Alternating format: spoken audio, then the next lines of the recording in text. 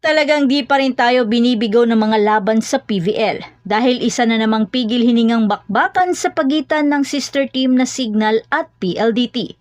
At unpredictable pa rin ang labanan kahit malapit nang matapos ang elimination round dahil niligwak ng Signal ang kanilang kapatid na kupunan sa Final Four spot. Tila hindi na pinagbigyan ng Signal ang high-speed hitters. Pero makakabangon pa kaya ang PLDT sa mga nalalabing laban nila sa elimination round?